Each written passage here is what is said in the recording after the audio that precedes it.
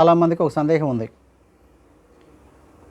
ఎవరైనా సరే ఒక బాధిత వ్యక్తి తన ఫ్యామిలీ గొడవల వల్ల విడాకులు తీసుకోవాలనుకుంటే అతనికి వచ్చే మెయిన్ ఆలోచన, విడాకులు అడిగితే తన యొక్క భార్య ఇచ్చిన కట్నం తిరిగి ఇస్తేనే విడాకులు వస్తాయేమో, లేదా మెయింటెనెన్స్ కడితేనే విడాకులు వస్తాయేమో, లేదా నష్టపరిహారం కడితేనే విడాకులు వస్తాయేమోనని చిన్న సందేహం ఉంది.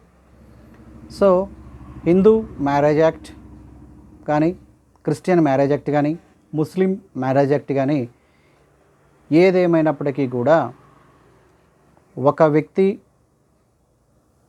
విడాకులను నిమిత్తం కోర్టుకు వస్తే ఆ విడాకులు మంజూరు చేయాలంటే నువ్వు తీసుకున్న కట్నం తిరిగి ఇస్తేనే విడాకులు ఇస్తానని చెప్పేసి ఏ చట్టంలో కూడా లేదు.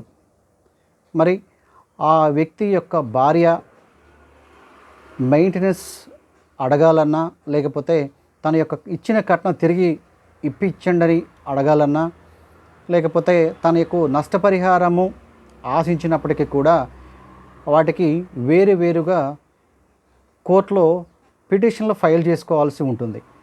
అంతేగాని తన భర్త ఫైల్ చేసిన డైవర్స్ పిటిషన్లో నాకు నా డౌరీ ఏదైతే ఇచ్చానో అది తిరిగి ఇప్పించండి, లేకపోతే మెయింటెనెన్స్ ఇప్పించండి, లేకపోతే నష్టపరిహారము ఇప్పించండి అని డిమాండ్ చేయటానికి లేకపోతే అడగటానికి కానీ ఈ డైవర్స్ పిటిషన్కి ఎటువంటి సంబంధం లేదు.